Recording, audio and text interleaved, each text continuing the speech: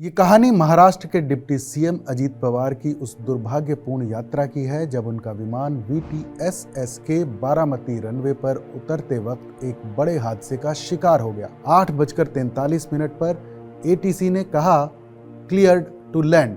नियम के मुताबिक पायलट को इसे दोहराना चाहिए था, जिसे एविएशन में रीड बैक कहते हैं, लेकिन कॉकपिट से कोई आवाज नहीं आई, सिर्फ सन्नाटा।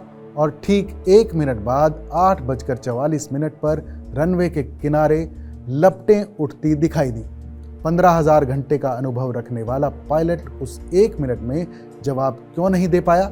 आखिर अनकंट्रोल्ड एयरफील्ड का वो कौन सा जाल था जिसमें ये VVIP विमान फंस गया? मिनिस्ट्री ऑफ सिविल एविएशन द्वारा जारी प्रेस रिलीज ने इस हादसे की एक मिनट की कहानी साफ करने की कोशिश की है। कहानी शुरू होती है सुबह 8:18 पर, जब मुंबई से उड़ान भरने के बाद इस विमान VTSSK ने पहली बार बारामती ATC से संपर्क साधा। विमान पुणे अप्रोच से रिलीज हो चुका था और अब बारामती से 30 नॉटिकल मील की दूरी पर था। ATC ने पायलट को विजुअल मेट्रियोलॉजिकल कंडीशंस में अपनी सुविधानुसार नीचे उतरने की सलाह दी। उस वक्त पायलट ने मौसम का हाल पूछा। जवाब मिला हवा शांत है और विजिबिलिटी 3000 मीटर है। 3 किलोमीटर की विजिबिलिटी एक अनुभवी पायलट के लिए बहुत कम नहीं होती। फिर भी पहली लैंडिंग कामयाब नहीं हो सकी। हादसे से ठीक पहले एक वार्निंग सिग्नल मिला था। विमान रनवे 11 की फाइनल अप्रोच पर था, यानी लैंडिंग की बिल्कुल सीध में, लेकिन पायलट ने रिपोर्ट किया कि runway not in site. Runway दिखाई नहीं दे रहा था। जब रनवे ना दिखे तो पायलट लैंडिंग नहीं कर सकता। उन्होंने तुरंत गो अराउंड का फैसला किया, यानी लैंडिंग रद्द की और विमान को वापस हवा में ऊपर उठा लिया। ये एक स्टैंडर्ड सेफ्टी प्रोसीजर है, लेकिन ये इस बात का इशारा था कि बारामती के आसमान में सब कुछ सामान्य नहीं था। गो अराउंड के बाद विमान घूमकर वापस आया। पायलट ने ATC को बताया कि वो दोबारा रनवे 11 की फाइनल अप्रोच पर है। ATC ने पूछा क्या रनवे दिखाई दे रहा है? पहले जवाब आया runway is currently not in site, will call when in site. अभी नहीं दिख रहा, दिखने पर बताएंगे। कुछ ही सेकंड बाद पायलट ने पुष्टि की runway is in site.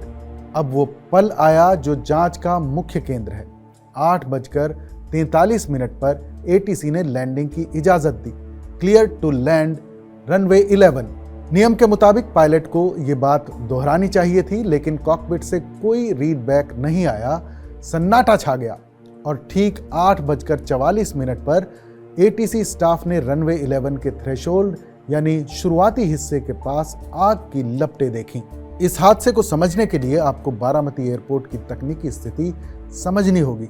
Press release साफ करती है कि Baramati is an uncontrolled airfield. इसका मतलब है कि यहाँ कमर्शियल एयरपोर्ट्स जैसा फुल फ्लेज्ड ATC टावर नहीं है। यहाँ ट्रैफिक की जानकारी फ्लाइंग ट्रेनिंग ऑर्गेनाइजेशंस यानी FTO के इंस्ट्रक्टर या पायलट देते हैं। ऐसे एयरफील्ड पर लैंडिंग के दौरान पायलट की जिम्मेदारी और भी बढ़ जाती है, क्योंकि उन्हें ग्राउंड से वो सहायता नहीं मिल पाती जो मुंबई या दिल्ली जैसे एयरपोर्ट्स पर मिलती है। मलबे की स्थिति बताती है कि विमान रनवे के थ्रेशोल्ड के बाईं ओर गिरा है, जो ये दिखाता है कि आखिरी पलों में अलाइनमेंट गड़बड़ा गया था। क्या ये पायलट की गलती थी? आंकड़े तो कुछ और ही कहते हैं। पायलट इन कमांड यानी PIC के पास ATPL लाइसेंस था और 15,000 घंटे से ज्यादा की उड़ान का तजुर्बा था। को पायलट के पास भी 1500 घंटे का अनुभव था। दोनों का मेडिकल और लाइसेंस वैलिड था। जिस विमान लियरजेट 45 यानी VTSSK को उड़ा रहे थे वो 2010 का बना था, यानी 16 साल पुराना था। इस विमान ने अब तक 4,915 घंटे की उड़ान भरी थी और 5,867 बार लैंडिंग टेक ऑफ साइकिल्स किए थे। इसका आखिरी एयरवर्थनेस रिव्यू यानी ARC भी वैलिड था, यानी कागजों पर पायलट और विमान दोनों फिट थे। तो फिर 15,000 घंटे का तजुर्बा उस आखिरी मिनट में कैसे मात खा गया? विमान operator VSR ventures private limited का रिकॉर्ड अब जांच के दायरे में है। उनके पास 17 विमानों का बेड़ा है, जिसमें 7 लियरजेट 45 शामिल हैं। लेकिन ये पहली बार नहीं है जब उनका विमान हादसे का शिकार हुआ है।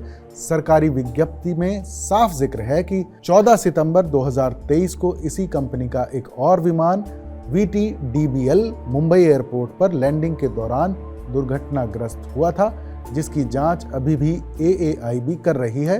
3 साल के अंदर एक ही कंपनी के 2 विमानों का लैंडिंग के दौरान हादसे का शिकार होना, क्या ये सिर्फ संयोग है या मेंटेनेंस और ट्रेनिंग में कोई बड़ी कमी? अब AAIB यानी एयरक्राफ्ट एक्सीडेंट इन्वेस्टिगेशन ब्यूरो के महानिदेशक खुद मौके पर पहुंच रहे हैं। सबसे बड़ा सवाल उस मिसिंग रीडबैक में छिपा है।